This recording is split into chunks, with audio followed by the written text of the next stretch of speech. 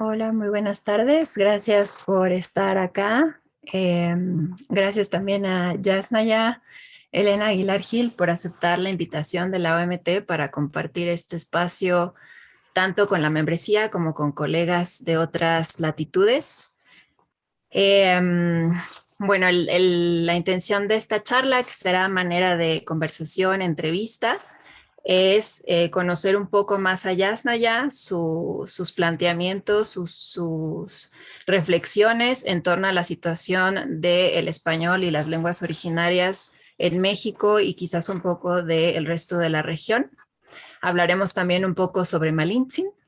Eh, y bueno, recordar que esta es una de las actividades de celebración por el mes de la traducción, que es septiembre. Y bueno, rápidamente les leeré una breve reseña de nuestra invitada, que es bastante amplia y llena de muchos logros, así que bueno, para que la conozcan un poco.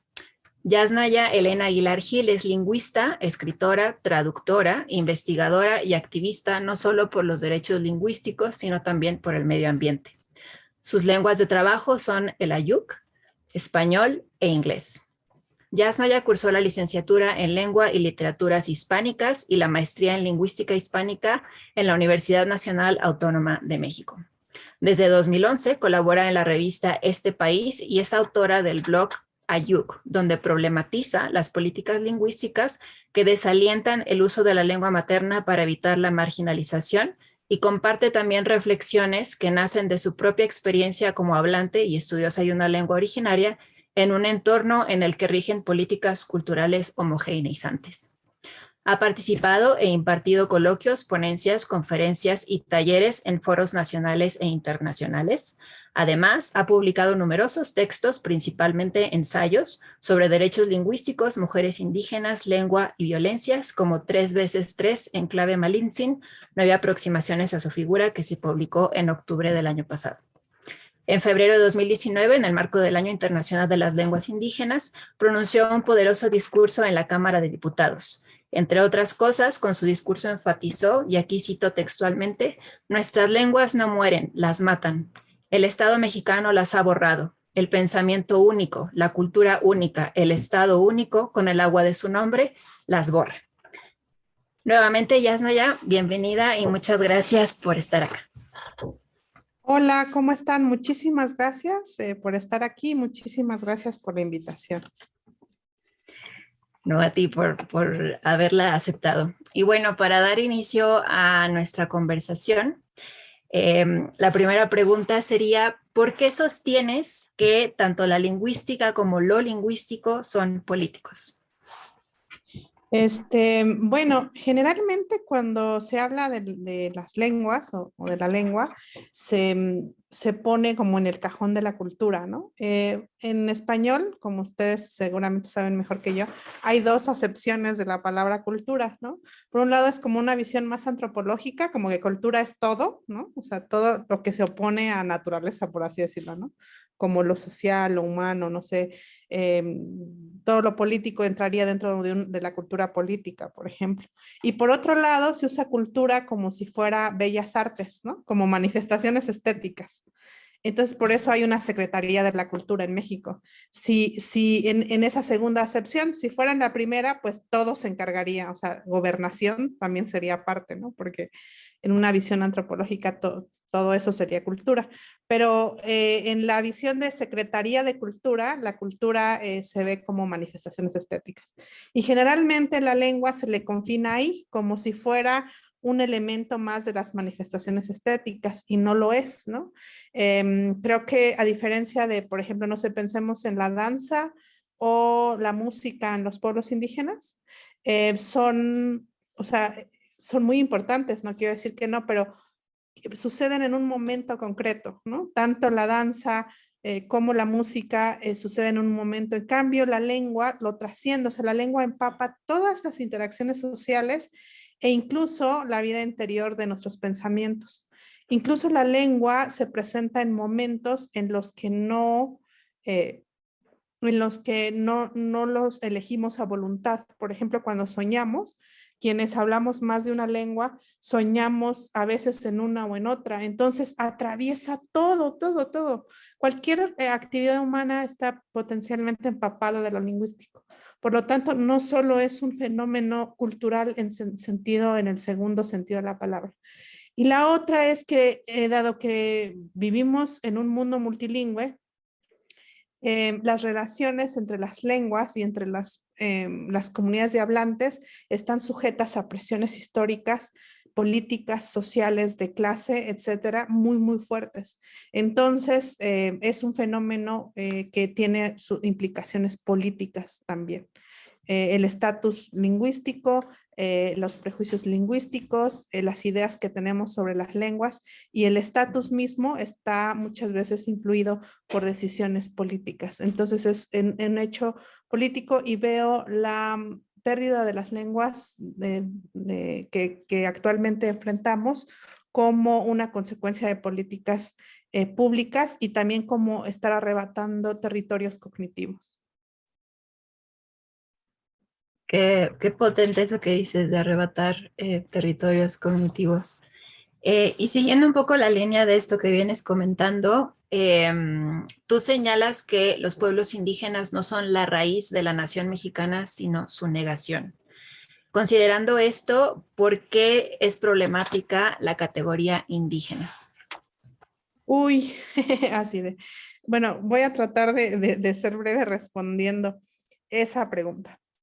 Bueno, primero porque yo me empecé a preguntar, yo vengo desde la lingüística y entonces me empecé a preguntar, ustedes, tal vez muchas de las personas que están aquí han visto, se han relacionado en algún momento con el mundo de la lingüística por naturalmente, ¿no? Y habrán visto que en México, por ejemplo, la academia divide entre hispanistas e indigenistas, quienes estudian lingüística o gramática de las lenguas. Es una distinción muy interesante en la academia, dado que a mí me interesaba mucho saber a qué estábamos llamando lenguas indígenas o cómo sabemos que una lengua es indígena. Eso que parece muy obvio no lo es en realidad. Y por un lado estaban todas las personas especializadas en el estudio del castellano, del español, en muchas de sus variantes, etcétera. Y por otro lado se agrupaba a todas las lenguas indígenas cuando son lenguas que pertenecen a familias lingüísticas muy, muy diferentes. Entonces no entendía por qué había una distinción binaria cuando en realidad la diferencia entre el zapoteco y el mije es mayor que la del persa y el castellano, porque el persa y el castellano son lenguas indoeuropeas, mientras que el mije es mijesoquiana y el zapoteco es otomangue, y son muy, muy, muy diferentes entre sí. Pero dado que ambas son indígenas, caían dentro de una misma clasificación. Lo mismo sucede con la literatura y lo mismo con muchas cosas, incluso con el trabajo, la traducción y la interpretación nos confinan a quienes hacemos traducción e interpretación. Como que pocas veces nos invitan a espacios como este o a las escuelas de interpretación y traducción, como que las que son de lenguas hegemónicas están en un lado y nos confinan a nosotros a otro lado, aun cuando son lenguas muy, muy distintas entre sí. Entonces, yo tenía la preocupación de decir, ¿cómo sé que una lengua es indígena y otra no? Esto que parece muy obvio, en México parece muy obvio saber cuál es una lengua indígena o no, yo quería ir como a la raíz porque pasaron dos cosas, ¿no? Que me pusieron en tela de juicio esa categoría. Una tenía que ver con que el sami es una lengua que se habla en Noruega. De hecho, es de un pueblo indígena de Noruega. También le conocían antes como lapones, o el pueblo lapón, pero en general, bueno, ellos se autodenominan Sami. Entonces, el Sami es una lengua hermana del finés o finlandés, o sea, de la lengua que se habla en Finlandia. Y a mí me choqueó mucho darme cuenta que mientras el Sami era considerado una lengua indígena, el finés no. Es como, no sé si el zoque es una lengua hermana del mije, de mi lengua materna. Creo que no había dicho eso, que mi lengua materna es en mije y su lengua hermana es zoque. Entonces es como si el zoque no fuera una lengua indígena, pero el mije sí. Entonces yo no entendía por qué el sami era considerado una lengua indígena, mientras que el, eh, el finés o el finlandés no. Otra cosa que me impresionó mucho es que generalmente se habla de las lenguas indígenas como lenguas minoritarias. Y entonces yo decía, entonces tiene que ver con la cantidad de hablantes porque el danés tiene 4 veces menos hablantes que una lengua que sí se considera indígena como el yoruba que se habla en África. Entonces yo decía, ¿por qué el danés que tiene tan poquitos hablantes no es una lengua indígena, mientras que el yoruba que tiene 4 veces más hablantes, sí? De hecho, si sumamos el número de hablantes de danés y sueco, son apenas la mitad de una lengua indígena como el yoruba. Entonces, si fuera por la cantidad, no, tampoco se estaba sosteniendo la categoría. Entonces, empecé por eso a interesarme mucho en la categoría indígena y también porque personalmente no es una categoría con la que me sintiera identificada desde niña, ¿no? Como que yo me consideraba mije, crecí en un contexto en ese entonces en que el mije era muy fuerte y jugábamos en mije, una gran parte de todas las actividades, no sé, las asambleas, las fiestas, el mercado, la iglesia, el mije estaba presente, excepto en la escuela, que era como un bastión del español, ¿no? Y como que cuando llegué a la ciudad, como que me di cuenta que era indígena y no me sentía cómoda con esa categoría. Obviamente esto no le pasa a todo mundo, ¿no? Si eres una mujer otomí o mazahua que vende artesanías en la Ciudad de México, te hacen sentir que eres india, con despectivo, de una manera muy intensa todo el tiempo, pero en el contexto en el que yo crecí, no. Entonces me di cuenta que no era una categoría identitaria porque yo había vivido sin esa identidad mucho tiempo. Yo en Mije hay una palabra para quienes somos mijes y otra palabra para quienes son no mijes, sean indígenas o no, ¿no? Pueden ser, no sé, como pueden ser zapotecos o pueden ser chilangos, son agots, que es no mijes. Entonces la categoría indígena es distinta. Y bueno, después de darle vueltas al asunto y tal, la definición que pongo en la mesa indígena es los pueblos indígenas son pueblos que sufrieron colonialismo, pero que además, cuando se formaron los países independientes, no formaron uno, sino que quedaron encapsulados dentro de un Estado-nación. No siempre han existido los Estados-nación y los países como ahora los conocemos. Existen aproximadamente 200 y hay muchísimos pueblos, naciones que tienen un territorio en común, un pasado en común, una identidad común y una lengua común, pero que como no formaron países independientes, se los considera pueblos indígenas. Esa es una definición en general. Por lo tanto, indígena es una categoría que no es esencialmente identitaria, ni indígena también, mije.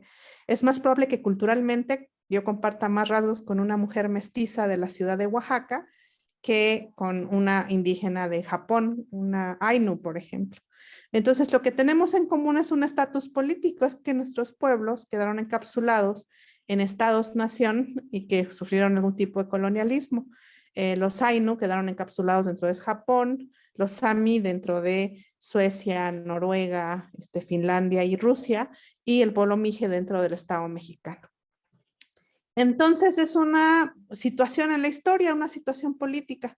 Entonces un amigo historiador que se llama Sebastián Van Doesburg proponía como un juego decir, bueno, si, ¿por qué no sentamos el inicio de la historia del pueblo Mije, al que yo pertenezco, hace 5,000 años? Solo arbitrariamente. ¿Por qué? Porque hace 5,000 años tenemos las evidencias más antiguas mijesoquianas.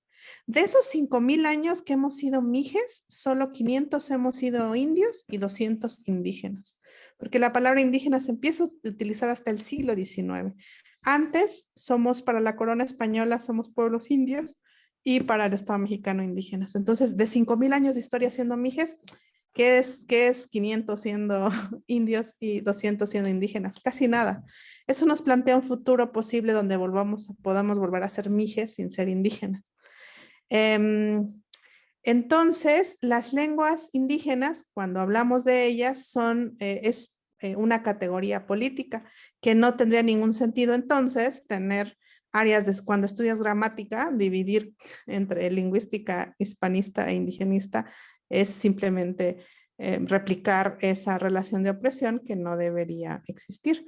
Y también pues la categoría lenguas extranjeras me parece compleja porque pues el quechua es extranjero también y es lengua indígena. Entonces a veces creemos que las lenguas extranjeras no pueden ser lenguas indígenas y claro que también pueden ser. Claro, qué importante todo esto que señalas. He de decir que cuando he leído tus textos sí que me abrió así el panorama como una persona educada en escuelas occidentalocéntricas donde justamente hacen divisiones como este tipo que problematizas. Siguiendo un poco la línea de esto que vienes conversando, bueno, septiembre en México sabemos que es también el mes patrio, ¿no? Y tú haces una crítica muy importante al nacionalismo y a la mexicanidad. ¿Por qué dirías que es necesaria una postura crítica como ella, como esta? Bueno, primero porque tenemos que, me parece que en un mundo es tal vez un poco complejo explicar, pero el hermano menor del racismo es el nacionalismo. Entonces, hay una relación muy profunda entre racismo y nacionalismo. Primero porque, bueno, cuando quedamos que hay muchos pueblos, naciones, que quedamos encapsuladas dentro de un estado, el estado mexicano, que hemos llamado los países, ¿no? Sí, hemos naturalizado que los países han existido desde siempre, pero no es así. Es algo muy nuevo, llevará 300 años en la historia de la humanidad. En la actualidad existen aproximadamente 200 países y esos 200 países han sido, o sea, yo ya no puedo recorrer la faz de la Tierra libremente, necesito toda una serie de documentos porque tienen un control férreo de las fronteras en general, ¿no? Y además son territorios que pusieron sus fronteras arbitrariamente establecidas. La frontera norte de México, por ejemplo, separa al pueblo yumano, ¿no? Deja una parte en Estados Unidos y otra parte en México sin haberles consultado ni nada, ¿no? Lo mismo sucede en la frontera sur, donde los territorios de pueblos mayas quedaron divididos en dos países sin que importara, ¿no? Porque se hizo desde unas dinámicas del poder. En un principio, los países de Centroamérica y México formaron un solo país, ¿no? Las fronteras se movieron, como sabemos, no solo en el norte, pero también en el sur.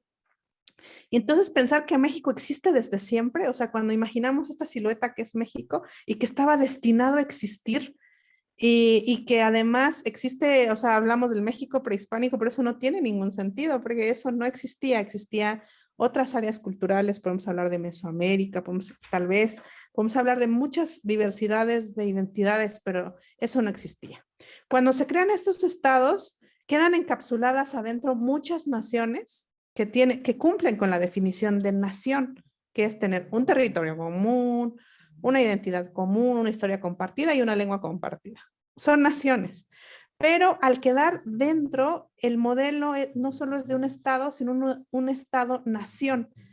De hecho, tiene una obsesión por convertirse en una nación. Es decir, que tenga un territorio compartido, que lo tiene porque establece esas fronteras, quiere tener una identidad única y una lengua única. Entonces, como tienen esta obsesión, hay un proceso de violencia para homogenizar a esa población. Y se homogeniza no para parecerse a los pueblos indígenas, sino para ciertas ideas criollas. O sea, en México, por ejemplo, hay una clasificación racial que se ignora, pero en el censo de 1920 la población mexicana se clasificó en 5 razas, utilizando la palabra raza. Entonces se racializa la población mexicana en 5 partes. Y hay toda una discusión de la élite intelectual de qué debe suceder con esas razas, ¿no? Gana la que dice que se tiene que mezclar. Pero esta mezcla no es una mezcla genética, aguas, porque mezcladas genéticamente estábamos todas las personas en el mundo, ¿cierto? Cada vez que hay una reproducción hay una mezcla genética. Entonces, todas las personas del mundo seríamos mestizas a estas alturas, por eso no hay razas biológicas. Entonces, ¿qué es ser mestizo? En realidad, no es la mezcla cultural también se ha hecho desde siempre. Cuando llegaron los españoles no encontraron sociedades homogéneas, sino sociedades previamente también mezcladas culturalmente y de muchos tipos. En realidad lo que procuran es un olvido de todos los marcadores de pertenencia a pueblos indígenas, sobre todo la lengua, y entonces se crea la idea de que toda la nación mexicana debe ser hablante de lengua indígena, perdón, hablante de español, que tiene que ser hablante de español, que tiene que tener una identidad que es la identidad mexicana, que tiene que tener ciertos rasgos, y entonces ese nacionalismo que obsesivamente quiere que el Estado mexicano sea una sola nación y no muchas como en realidad lo es, genera prácticas racistas, ¿no? Contra la población indígena para que se convierta en algo que no es. Entonces, ese nacionalismo justifica el racismo en México. Por eso es tan, me parece tan peligroso. Por otra parte, genera varios problemas en cuanto a la concepción, el tratamiento, por ejemplo, que damos a las caravanas migrantes. Me parece muy triste pensar que tengo que amar menos o sentirme distinta de una persona que nació 5 milímetros o 5 centímetros después de la frontera sur. No entiendo por qué tendría que querer un peor destino solo para mí y no para esa persona, por ejemplo. Sí, ¿qué hubiera sucedido si los países de Centroamérica y México hubieran estado en un solo país como fue al principio? Nunca diríamos que por qué vienen a nuestro país, que deberían estar en sus países pidiendo mejores condiciones. En Centroamérica también se habla náhuatl, es decir, compartimos muchas cosas y no entiendo esa discriminación y esa justificación para violar derechos humanos basados en algo que no elegimos, que es tener cierto estatus legal como mexicanos. Al final, ¿qué es ser mexicano o mexicana? Es tener un estatus legal, porque nada más, no hay ningún rasgo cultural que una a todas las personas que sean mexicanas, por más que el nacionalismo nos lo diga. Por ejemplo, podríamos decir, todas las personas en México culturalmente hablan español. No es verdad. Todas las personas en México aman el maíz. Los pueblos yumanos no usan maíz, por ejemplo, y están en México. Entonces, mexicana es una persona que nunca ha estado en México, pero cuyos padres tienen esa nacionalidad y que creció en Alemania, pero es mexicana. Porque mexicana es una niña menonita que solo habla Plotich. Mexicana es una niña mije, mexicanos son los hijos del presidente de la República, mexicana es alguien que nace en el espacio aéreo de algo que está arbitrariamente establecido. Al final, mexicano significa que hay un conjunto legal que tiene efectos sobre tu persona, o sea, la Constitución mexicana.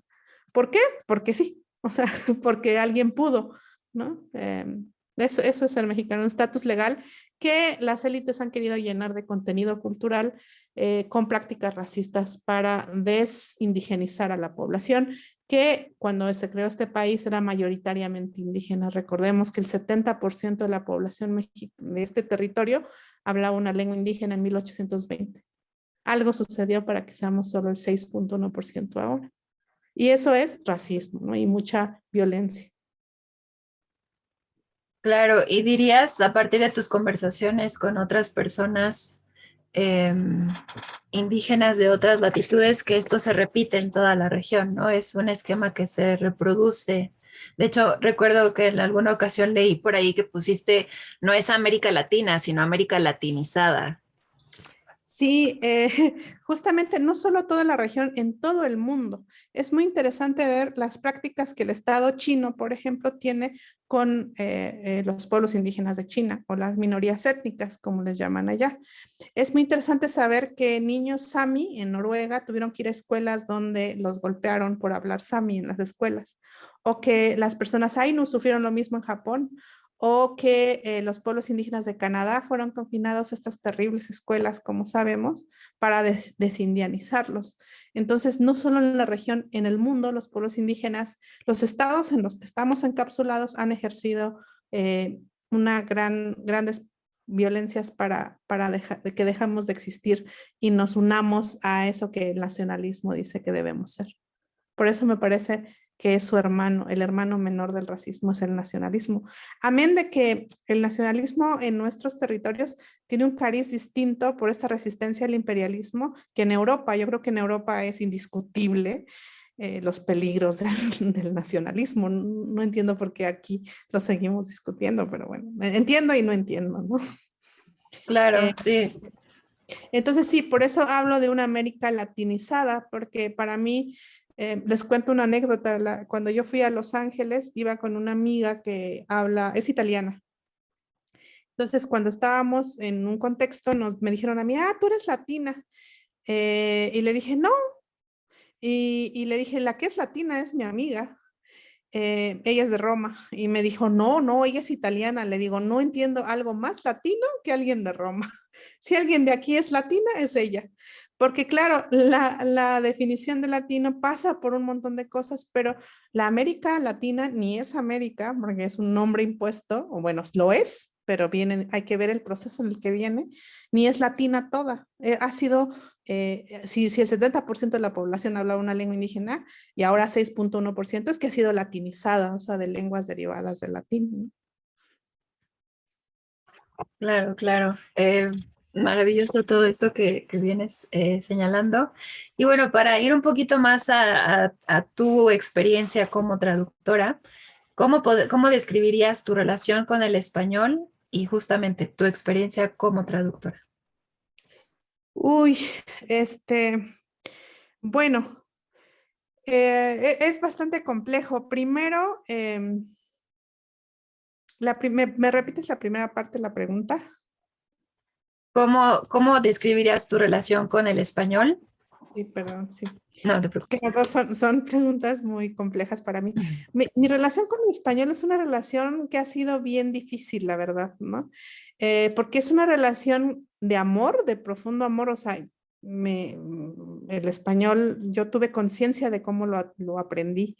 Entonces, es una lengua en la que ahora les estoy hablando, que quiero mucho, que he aprendido muchas cosas, que su tradición literaria, amo su tradición literaria, todo eso, ¿no? Pero siempre ha sido también como una lengua que está desplazando mi lengua. Yo sé que no es la lengua, ¿no? O sea, son una serie de cosas. Es como cuando la gente dice, yo no quiero aprender inglés porque es la lengua del imperio.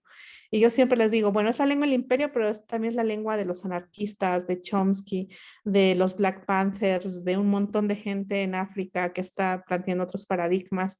Es decir, la lengua, esto lo aprendí también de una escritora, ahora no me acuerdo su nombre, que en una conferencia, cuando yo le preguntaba por qué no escribían en su lengua materna, decía es que el inglés también es mi lengua.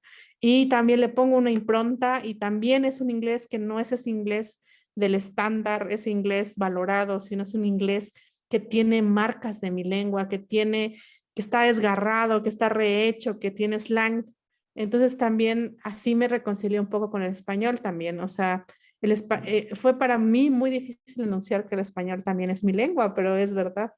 Entonces es difícil, ¿no? En una lengua que representa una amenaza. Pero, por ejemplo, cuando fui a Estados Unidos me di cuenta que como allá el español no es lengua de Estado, quienes hablan español sufren cosas muy similares a lo que sufrimos quienes hablamos lenguas indígenas en México. Entonces no es la lengua, sino las situaciones sociopolíticas en las que se encuentran. Entonces, mi relación con el español desde niña siempre fue de mucho asombro, de mucho descubrimiento.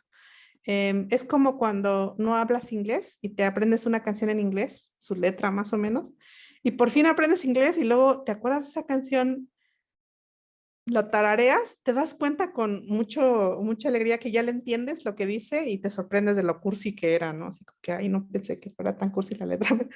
A mí me pasaba que yo de niña, por cómo fue mi escolarización, que fue un poco traumática y compleja, yo aprendí a leer y escribir en una lengua que no hablaba sin que me la hubieran enseñado antes, ¿no?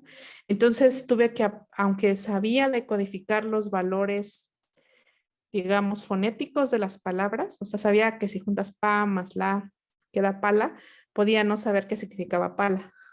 Entonces muchas veces tuve que apoyarme en mi tradición, la memoria es muy importante, entonces me apoyé en muchas cosas de la memoria y aprendí muchas cosas de memoria y muchos poemas, por ejemplo, de Quevedo, de memoria, y no le entendía nada, me gustaba cómo sonaban.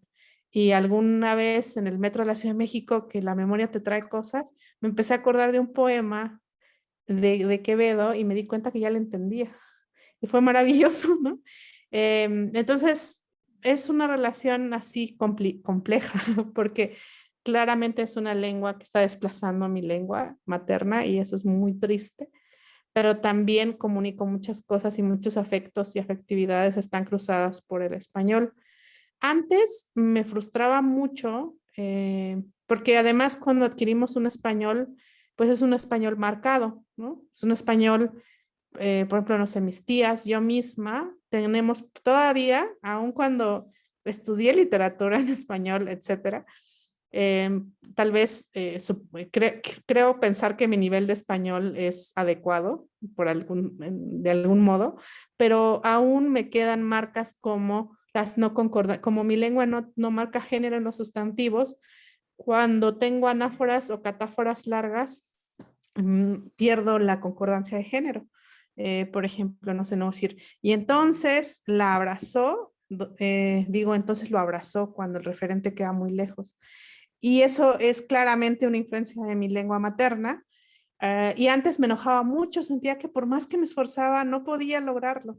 Y ahora amo esas marcas, amo que mi lengua materna, el mije, se esté asomando constantemente en mi español, ¿no? Y bueno, luego lo corrijo, me vuelvo a leer y lo corrijo y esa corrección me recuerda que sigue sin ser mi lengua materna, pero que me gusta mucho y me gusta que mi lengua materna se asome ahí.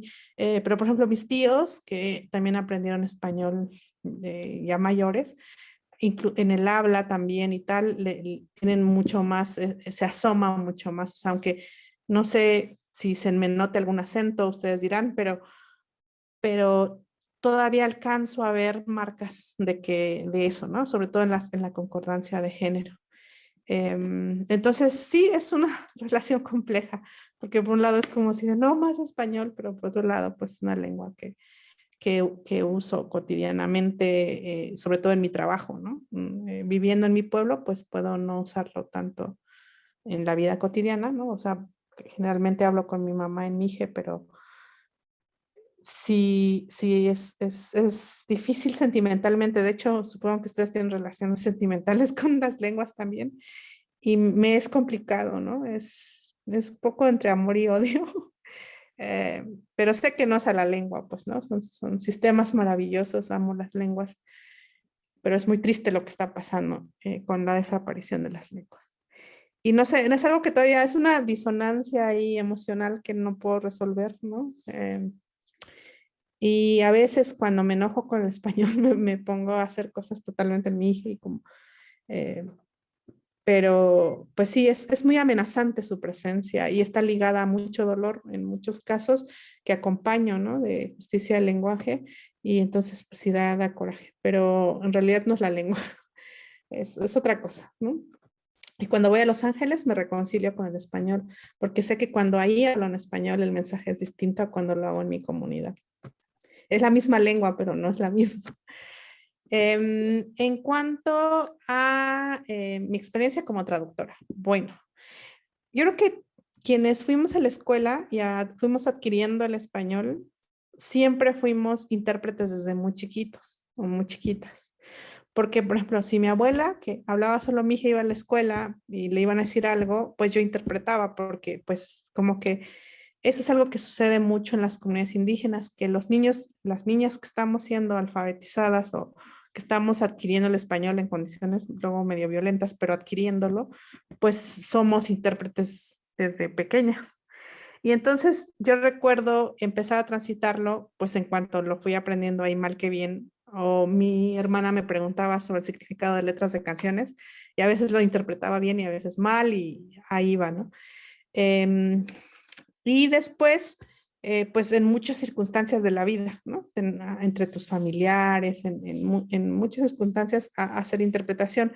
Y claro, esto no de una manera profesional ni nada, pero sí muy frecuente. O sea, es una sensación y un trabajo que he estado haciendo desde muy pequeña, o desde, sí, desde que estaba muy pequeña. Igual no desde muy pequeña porque fui varios años monolingüe.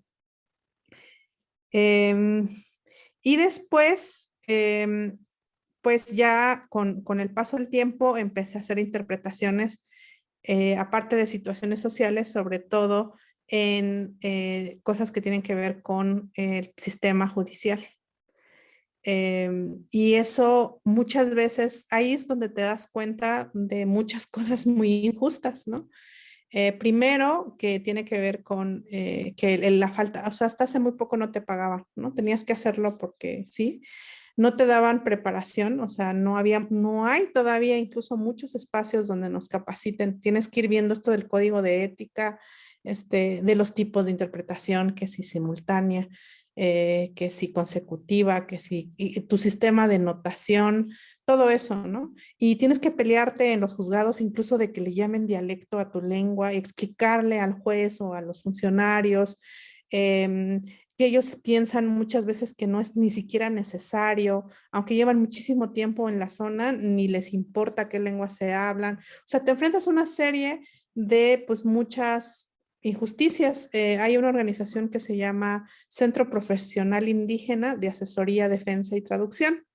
Ellos son profesionales indígenas que están trabajando este tema y han cambiado muchas cosas, pero hasta 2011, por ejemplo, el 90%, más del 90% de las personas que hablantes de lengua indígena que estaban en una cárcel en Oaxaca no habían tenido intérprete. Entonces es súper injusto porque no puedes gozar del derecho humano al debido proceso si no tienes intérprete. Entonces los derechos lingüísticos vehiculan derechos humanos. No puedes tener derecho a la salud en un hospital si no tienes intérprete. No puedes tener derecho a la educación, que es fundamental para la población infantil, si no tienes, si las lenguas no, si no hay derechos lingüísticos. Entonces, sin derechos lingüísticos no hay derechos humanos, no se puede. Entonces, bueno, ahí empecé y la verdad empecé así como, pues, haber estudiado lingüística me dio ciertas, pues, herramientas para investigar yo misma y fui aprendiendo. Y pocas veces tenemos pues todo lo que es necesario, ¿no? O sea, cuando tienes que hacer interpretación simultánea, pues no puedes hacerla simultánea porque no tienes cabina, porque ni siquiera nos enseñan cómo, o sea, yo estuve en una cabina hace 4 años por primera vez, ¿no? O sea, incluso para tener esa experiencia. Y bueno, hay unas diferencias estructurales muy complicadas. Y en cuanto a la traducción, la cosa se vuelve más complicada aún porque ahí cruza la escritura. Y la verdad es que no eso les decía, nos alfabetizan en una lengua que no nos enseñan previamente. Y hay una violencia cognitiva ahí porque en realidad yo nunca voy a saber qué es ser alfabetizada en tu lengua materna. Porque la alfabetización sucede cognitivamente una vez en la vida, ¿no? Una vez en la vida nuestro cerebro entiende que las imágenes significan elementos lingüísticos. Eso después ya, lo que viene después ya es aprender a leer, escribir en otra lengua, pero fuiste alfabetizada en uno o dos al mismo tiempo en todo caso, pero eso nunca lo voy a saber y me parece muy triste. No voy a saber lo que muchas de las personas que aquí sí experimentaron, que es entrar al mundo gráfico, el mundo de la escritura en tu lengua materna, ¿no? Entonces tampoco había muchos espacios donde aprender a leer y escribir en Mije. Lo fui aprendiendo conforme fui haciendo con un amigo con quien empecé a trabajar la gramática de mi lengua. Me fui dando cuenta y también ya había una tradición, nada más que yo no sabía, de mucha gente que estaba trabajando el abecedario de la lengua Mije, una tradición de lectoescritura que ya llevaba como 30 años, 25 años en ese momento. Y entonces, bueno, fui aprendiendo así como en esos espacios, ¿no? Y de ahí, pues después tuve experiencia en traducción de textos jurídicos así de entrada. O sea, como que apenas estás aprendiendo a leer y escribir en tu lengua y te ponen a hacer una adaptación de la Ley General de Derechos Lingüísticos y traducirla a Mije, ¿no? Eso implicó todo un reto y después he hecho un montón de tipos de traducción, pero siempre también grabándolo, ¿no? Porque mucha gente no sabe leer y escribir en Mije, entonces, aunque tú lo traduzcas, pues traduces para muy pocas personas que sí pueden, cada vez más, por fortuna, pero pocas. Y también he traducido materiales para la lectoescritura, porque necesitas pues cuentos, material de lectura, un montón de cosas y muchas veces hay una plataforma que me gusta mucho que se llama Storyweaver, que me presentó Antajau Díaz, una activista y antropóloga mije, y ahí puedes traducir, es muy amable la página y puedes traducir, y normalmente traduzco desde el inglés, nada más para ver los retos que me supone traducir desde el inglés al mije. Porque si es otras cosas suceden cuando eso pasa. Me gustaría poder traducir del náhuatl al mije, por ejemplo, ¿no? O sea, otros cruces posibles. Em, entonces, pues he hecho mucho, eso sí, mucha traducción, ¿no? Trato de no autotraducirme porque también es cierto que quienes escriben, por ejemplo, literatura en lenguas indígenas, pues casi siempre nos obligan a autotraducirnos. Creo que es importante también que quienes escriben, otras personas podamos traducirles. Entonces yo a veces también traduzco a amigas que escriben en Mije y las traduzco a español. Casi nunca traduzco de Mije a español lo que yo escribo, ¿no? O sea, como que por un asunto político también, porque en realidad no es que cuando alguien publica en español piense traducir a una lengua indígena, en cambio cuando publicamos en lenguas indígenas casi que te obligan a traducirlo al español. Y como no sabemos leer y escribir en nuestra lengua, pues terminamos leyendo en español esa edición bilingüe y el Mije queda ahí nomás como un adorno. Entonces tratamos de hacer ediciones monolingües y más bien hacer talleres para que la gente pueda leer esos materiales. Em, a veces sí lo hago, ¿no? Cuando no hay de otra, o a veces hago falsos bilingües. Un día me querían obligar a hacer un texto bilingüe, entonces lo que hice fue poner en español y luego en Mije otra cosa. Entonces en Mije hacía una crítica a que me obligaran a hacer eso. Era un falso bilingüe. O a veces escribo en Mije y le escribo un texto en español que dice, ¿por qué no puedes leer este texto? ¿No? O sea, como, o sea, aquí hay un texto que está en Mije y no lo puedes leer. Y no lo puedes leer por muchas razones que son estas, ¿no? Entonces trato en general de traducir de español a, a Mije. A veces he traducido cosas de gramática de lenguas indígenas de inglés a español o de inglés a Mije. El camino contrario, bueno, no podría yo traducir de español a inglés ni de mije a inglés, ¿no? Creo que todavía, bueno, sabemos que siempre es mejor a tu lengua materna y no tengo esa competencia. Tal vez podría de mije a español y lo hago de vez en cuando. Poesía mije al español, casi no. O sea, yo siempre pienso que si yo escribo poesía es muy famosa en la región mije y todo el mundo le encanta, alguien me traducirá. Entonces, es algo que tendría que ser otra persona, ¿no? Como sucede con los libros en español, ¿no? Que primero, pues, no sé, los libros son muy aceptados, entonces se traducen. Que nazca de una necesidad ahí, ¿no? No como a veces un requisito obligatorio. A veces lo hago. Acabo de crear un cuento que está en Mije, está creado totalmente en Mije, y después sí lo traduje a español, pero para poder financiar la parte en Mije, pues a veces tengo que hacer ese tipo de concesiones. También hay una gran diferencia y es que cuando yo traduzco, por ejemplo, de inglés a español, pues tengo un montón de recursos, ¿no? Tengo diccionarios monolingües, diccionarios bilingües, diccionarios de autoridades, diccionarios etimológicos, diccionarios de uso, diccionarios de sinónimos, de antónimos. Tengo un corpus en internet traducido. Tengo foros donde discutir mis traducciones. Y cuando traduzco a Mije o con Mije involucrado, no existe eso. Entonces, me gusta y no, o sea, primero porque pues es más complicado, ¿no? Sabemos que ninguna persona conoce todo el léxico de toda su lengua, eso nadie lo hace. Entonces, para poder hacerlo, generalmente consultaba a mi abuela, a otras personas. Entonces, sin querer, la traducción cuando está el mije envuelto siempre se convierte en un acto colectivo, porque tengo que ir a leérselo a mi abuelita y ella me dice, no, no, pero mira que mi abuelita decía una palabra y entonces de pronto mi abuelita se vuelve un diccionario etimológico y mi vecina un diccionario de uso. O si voy a traducir cosas que tienen que ver con medicina, pues la partera de la comunidad tal vez me pueda dar ciertas palabras que yo desconozco.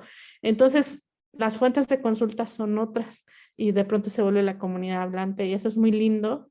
Y bueno, pues las condiciones, casi siempre que traduces, ya que te paguen, es como que, oh, wow, me van a pagar. Ya cuánto te paguen es otra discusión, ¿no? O sea, hay una serie pues, muchas injusticias alrededor de eso. Sí, qué impactante todo esto que compartes y cómo, bueno, esta relación de tensión siempre está, ¿no? En lo macro y en lo micro también, y es importante complejizar, pero primero que nada percatarnos de ella y a quienes no crecimos en un contexto tan marcado por esas diferencias, ¿no? Y también, bueno, eh, pues tratar de hacer algo al respecto. Y justamente una de las preguntas que nos hacen acá en el chat y que teníamos preparadas para ti es, ¿qué papel jugamos como traductores e intérpretes de lenguas extranjeras, aunque ya problematizaste también este término, en la situación de las lenguas originarias? ¿Podrías repetirme, perdón? Sí. ¿Qué papel crees tú que jugamos traductores e intérpretes de lenguas extranjeras en la situación de las lenguas originarias? Bueno, eso, ¿no? Primero, tal vez repetir que lengua extranjera, o sea, pues el quechua es extranjero porque no se habla en México, ¿no? Todas las lenguas indígenas del mundo son lenguas extranjeras también. Tal vez yo hablaría como de lenguas hegemónicas o lenguas reivindicadas por un Estado-nación o usadas por algún Estado-nación. Em, y bueno, yo creo que el primero es, a mí, y la verdad es que me sorprendió mucho esta invitación porque generalmente sí son espacios bien separados, ¿no? O sea, yo apenas me di cuenta que existía la Organización Mexicana de Traductores, que existía la Escuela de Traductores y la Escuela de Intérpretes y no sé qué y no sé tal. Entonces yo siento que la misma traductología, o sea, toda la teoría que analiza estos fenómenos de interpretación y traducción, se enriquecería mucho si pudiera dar cuenta también, o sea, la misma teoría de nuestro quehacer puede, está siendo muy parcial porque solo es en ciertos tipos de lenguas.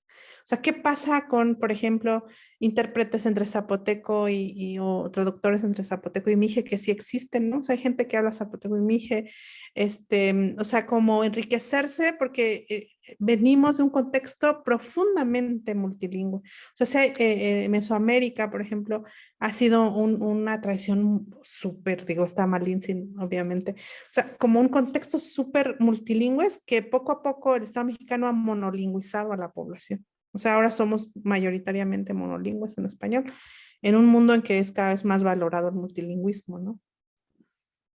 Entonces, creo que sí es importante romper ese binarismo, o sea, no es entre lenguas extranjeras, sino entre lenguas hegemónicas, no sé qué, y pues hacer mucho más alianzas y hablar de, o sea, la Organización Mexicana de Traductores no puede llamarse mexicana porque México, si no incluye a todos los hablantes de todas las lenguas de este país, incluyendo a las lenguas de señas, porque México es diverso. O sea, para que sea una organización mexicana, tendría que replicar la diversidad de México. Es como yo cuando veo antologías de poesía mexicana y a lo más que ponen es a Nezahualcóyotl, y no, entonces yo les digo, oigan, si tu libro se va a llamar Antología de la Poesía Mexicana, debe decir abajo en español, porque la literatura mexicana no puede ser mexicana si no es multilingüe, porque México es multilingüe. La Organización Mexicana de Traductores no puede ser mexicana si no es multilingüe, porque México es multilingüe. Entonces, ¿cómo hacemos que se rompa eso que está en la academia, que está en la literatura, que está en estas organizaciones, que está en estos congresos? ¿Cuántos de los congresos, cuántos de los organizadores de los congresos de esta organización están involucrados personas que hablan otras lenguas? ¿Cuántos asistentes van? ¿Cuánto se habla también de estas otras lenguas? Y no solo en un nicho apartado, sino realmente en un diálogo, porque al final quienes hacemos traducción y quienes hacemos interpretación tenemos ciertas bases en común que son las bases del lenguaje humano, ¿no? Y entonces podemos hablar de eso también. Y yo creo que para empezar, es romper esa dicotomía es fundamental para comenzar. Y que como especialistas en la lengua, de algún modo, o en lenguas, saber informarnos sobre la diversidad lingüística de este país y del mundo en general. Creo que serían los primeros pasos. Es difícil valorar lo que no conocemos. Después informarnos y acercarnos a organizaciones. eh, bueno, ¿me escuchan ahora? Sí, ahora Perdón, sí. es que ha estado lloviendo durante días, porque creo que hay un huracán, y entonces mi conexión a internet no es la mejor. Sí, no te preocupes. Adelante, si gustas continuar. Bueno, entonces eso, ¿no? Como romper primero informarnos, porque lo que no conocemos es difícil valorarlo, acercarnos a estas otras organizaciones y realmente hacer que las organizaciones de intérpretes traductores no repliquen esta división nacionalista o este deseo al Estado que ha creado muchas asimetrías y opresiones, o sea que tiene que ser plural porque es un contexto plural y que creo que todos nos enriqueceríamos mucho de romper esa barrera. Entonces, acercarnos, integrarnos, etcétera. Sí, justamente, de hecho, bueno, ahora que haces esta observación de que la OMT no debería ser mexicana si no tiene una representación plural, eh, justo con esta mesa directiva se abrió la membresía para intérpretes de lengua de señas, estamos ahí en charlas con el CEPIADET también para tener ahí una alianza, porque sí, justamente fue algo bueno, yo desde mi experiencia como en mi tesis, que trabajé un poco en estos temas, eh, señalaba yo, ¿no? Que necesitamos esa representación plural en un país que por definición es plural y que necesitamos crear esas alianzas. Así que sí, muy válida y muy pertinente la crítica y justamente la razón por la que te invitamos es para visibilizar estas cuestiones, porque en definitiva la traducción y la interpretación son profesiones profundamente atravesadas por el colonialismo de muchas maneras. Entonces sí que es importante que nos percatemos de ello y no solo eso, sino que hagamos algo al respecto. Y bueno, escucharlo de ti para pues no caer en eso que el famoso Salvador Blanco, ¿no? Eh, que es de hecho otra de las preguntas que tenemos por acá. Por lo general, las comunidades hablantes de lenguas originarias experimentan un bilingüismo subordinado. ¿Qué acciones se podrían tomar para equilibrar el uso de las lenguas? Uy, eso es así como la pregunta, ¿no? Bueno, primero, em, es decir, depende desde dónde se puede, desde dónde, ¿no? O sea, si le apostamos al Estado, es un poco complicado para mí porque como el Estado es el mayor violentador de derechos lingüísticos de los pueblos indígenas, o sea, vas al sistema de salud del Estado y va a haber violencia lingüística. Y vas al registro civil y va a haber violencia lingüística. Y vas a la escuela también. Y, o sea, entonces es difícil como pedirle ayuda a quien te está ahorcando, ¿no? Como que, perdón, que es como, mejor déjame ahorcar primero y ya luego veo si vuelvo a confiar en ti y te pido ayuda. Pero bueno, si vamos a confiar en un cambio de políticas públicas, que lamentablemente ya antes me preguntaban si con este nuevo gobierno veía un cambio de políticas públicas lingüísticas, ¿no? Fuerte. Yo decía, bueno, es muy pronto, pero yo creo que a estas alturas podemos decir que ni les interesa y que no en absoluto, ¿no? Entonces le apuesto más a las resistencias comunitarias, etcétera, ¿no? A otros espacios, porque si no, pues las predicciones son muy terribles y los resultados del último censo fueron muy tristes y muy desalentadores. Entonces, bueno, pero si le apostamos a la política pública, el asunto es que el Estado sí tiene una política lingüística muy exitosa, que es la castellanización forzada monolingüizante, ¿no? Eso va viento en popa.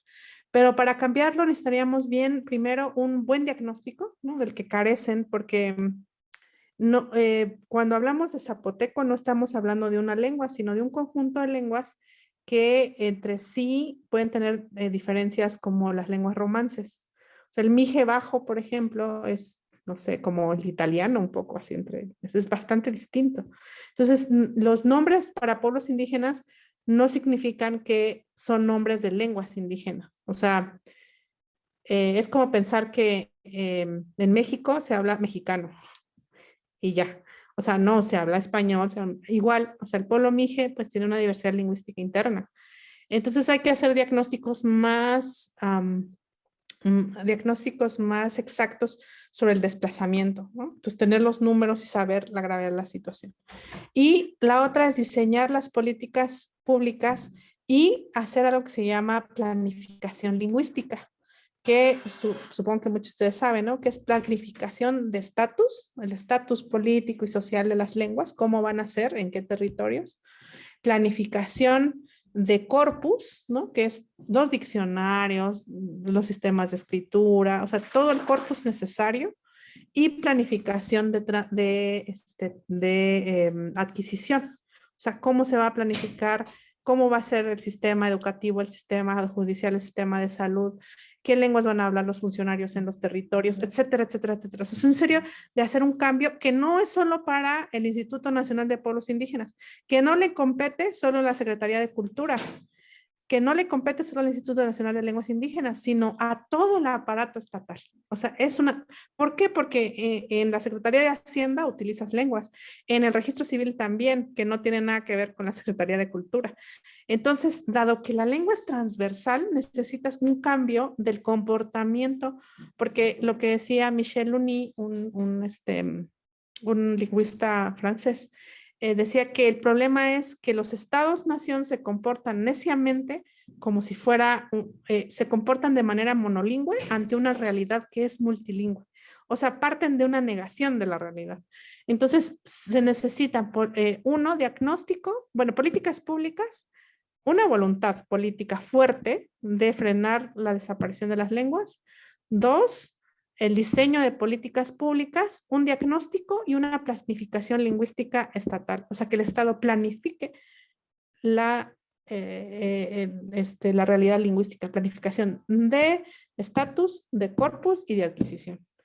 Eso si le apostamos a eso, yo no sé si le apuesto a eso, pero eso, si pensáramos que tenemos un gobierno que está muy comprometido, que quisiera hacerlo, por ahí iría la cosa, pero pues estamos muy lejos de eso, ¿no? Jamás van a escuchar la palabra planificación lingüística en las mañaneras, yo creo. Espero equivocarme, pero bueno, no es algo que siquiera importe. La planificación lingüística del Estado ahorita es crear la Universidad de las Lenguas Indígenas, que va a ofertar 4 carreras, y no está mal. El asunto es que así no se va a frenar el desplazamiento lingüístico. La universidad debería responder a una planificación más grande. No pueden ser acciones como un poquito acá, que se vea bien y que hable bien de mí, si no está dentro de una planificación con cierto tiempo, con ciertas estrategias, un cambio estructural del Estado ante las lenguas. Claro, sí es importante esto que señalas de la transversalidad, ¿no? Y cómo, pues sí, usamos la lengua para todo y no puede ser, no puede estar acotado solo a un área del No, funcionamiento social y mucho menos estatal. todo el Eh, sistema de jueces, todo el sistema judicial tendría que cambiar, por lo menos claro, para los territorios, por lo menos. claro. Tendría que cambiar el sistema de salud, la Secretaría de Salud, o sea, todo tendría que haber un cambio político y pasa por la autonomía de los pueblos.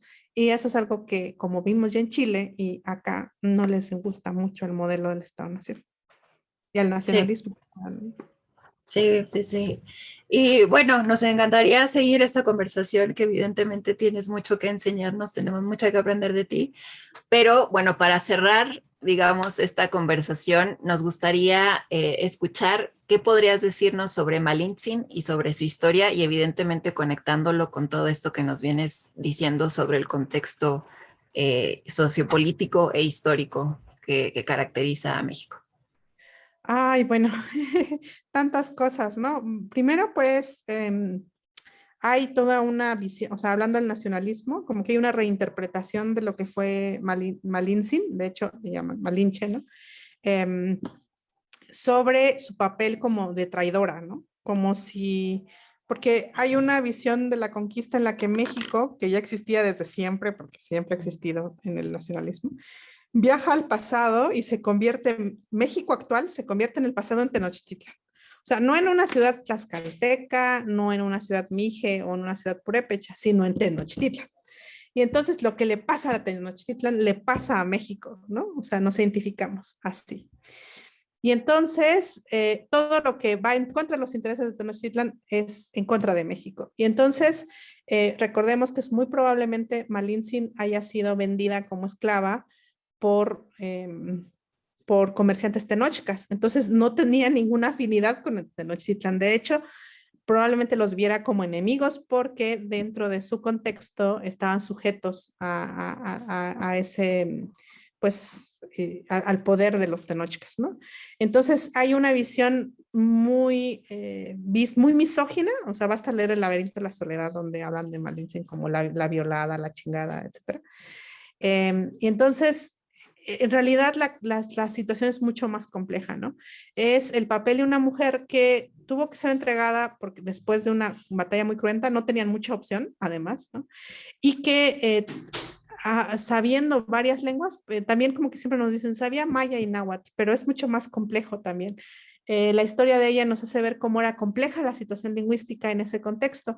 Por un lado, tenías, que es muy probable haber nacido en Oluta, que aprendió su lengua materna era oluteco, que es una lengua hermana de mi lengua, es una lengua mijiana también, que actualmente cuenta con menos de 8 hablantes de lengua. Está a punto de la extinción el oluteco. Entonces, probablemente me hablaba oluteco, náhuatl del Golfo, muy probablemente. También náhuatl, lo que sí sabemos que hablaba un náhuatl de un registro muy alto, porque hacer negociaciones en náhuatl no era cualquier registro, era un registro de la política muy intrincado, el de la corte, digamos. También aprendió Chontal de Tabasco, por donde después la llevaron, y también maya peninsular, porque sabemos que Jerónimo de Aguilar hablaba maya peninsular.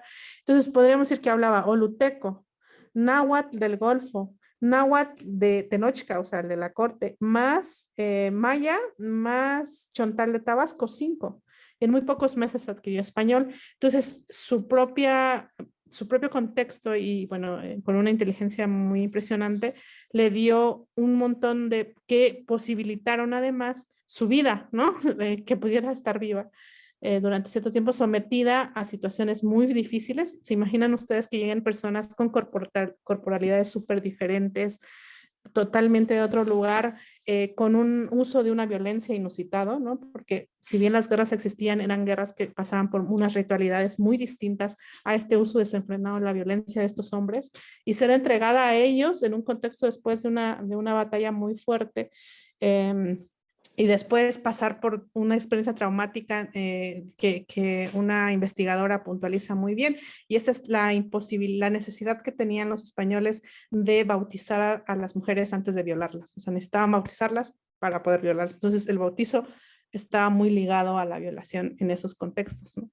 Entonces, en ese contexto, a esa edad muy joven, ofrecerse, en, porque eso le garantizaba además su supervivencia y además empezar a ver cómo, por lo menos, recordemos que el ejército que entra a Tenochtitlan está conformado en 90% por población nativa. Entonces, muy probablemente que las fuerzas, o sea, no pudieron haberlo hecho los españoles solos, eran muy pocos, pero que ellos pensaran que había como una alianza, era una nueva alianza, ¿no? Con estas personas que habían llegado y rearmar el asunto político. El asunto es que después sucedió otra cosa, ¿no? Es que no era eso y ahora pues alguien que es de Tlaxcala, aun cuando haya ganado esa guerra, eh, sufre el mismo racismo que el pueblo mije o el pueblo nahua, ¿no? O sea, se fue nivelando, pero en un principio no fue así. Y ella, en muchos momentos claves, empezó a ser mucho más importante que Cortés. De hecho, Cortés le decían Malinche. Y en la memoria de los pueblos indígenas, ella fue muy apreciada, ¿no? Hay una montaña que lleva su nombre. Y aparte, en la caída de Tenochtitlan hay varias pues evidencias de cómo ella, Cuauhtémoc pide que esté ella para poder negociar. O sea, llegó un momento en que, porque negociar no era una cosa fácil en Mesoamérica, ¿no? Implicaba una serie también de conocimientos lingüísticos. Entonces, la cara visible para los pueblos no era Cortés, era ella, ¿no? Era ella la que podía hablar, la que tenía la palabra. En el lienzo de Tlaxcala ella se representaba mucho más grande que Cortés, por ejemplo. Y después, bueno, su hija hace un juicio y sabemos muchas cosas de ella por ese juicio. Y sabemos cómo trató en medida de sus circunstancias mediar lo posible aquella situación a una muy corta edad, con unas características lingüísticas impresionantes. Entonces, el manto del nacionalismo, de la misoginia y el machismo nos la hacen leer de otra manera. Sin embargo, cuando nos acercamos a las fuentes indígenas, ya sea el lienzo de Tlaxcala, pero también las danzas actuales, en muchas comunidades las niñas, desde que nacen, sus papás las registran para interpretar el papel de Malintzin en las danzas. En muchos espacios también, eso es un honor, ¿no? Lleva una ropa, y si leemos también las danzas como un texto, como una memoria, la figura de Malintzin es distinta. El propio Cortés habla de ella en términos pésimos porque necesita quedar bien ante el rey de España, y entonces como que solamente las menciona, por ejemplo, cuando quiere echarle la culpa de lo que pasó en Cholula. O sea, hay siempre una visión desde el nacionalismo mexicano y desde los propios españoles que trata de meditarla, y creo que ahí yo encuentro muchas similitudes con lo que luego vivimos muchos intérpretes de lenguas, traductores e intérpretes de lenguas indígenas en el contexto actual, ¿no? Bueno, eso muy brevemente, porque hay mucho que decir sobre Malinche. Sí, claro, justo, de ahora sí que para cerrar, te pediría que compartas con el público a lo mejor textos donde pueden ahondar en estos temas que vienes comentando el día de hoy. Sí, bueno, igual en este país he escrito cosas sobre traducción y sobre Malintzin y tal. Igual después les mando los enlaces si alguien quiere como leer un poquito más o acercarse un poquito más a estos temas. De acuerdo. Pues muchísimas gracias. Creo que donde más hablo de eso es un libro que se llama Manifiestos sobre la diversidad lingüística, que está en Editorial Almadía, por si alguien gusta leerlo. También está en Bookmate, también hay en audiolibro, también lo pueden leer, escuchar. Excelente, muchísimas gracias, Yasnaya. Bueno, acá piden si puedes compartir tu correo electrónico o quizás tus redes sociales, como prefieras tú que te contacten. Aquí se los pongo. Bueno, ahí está para quien lo quiera seguir la conversación con Yasnaya. De nueva cuenta, Yasnaya, muchísimas gracias por tu tiempo, por compartir todas estas reflexiones y observaciones con nosotros esta tarde. Y bueno, pues el espacio queda abierto para seguir tejiendo esas alianzas que, como bien señalas, son muy, muy necesarias. Muchas gracias a ustedes por la invitación.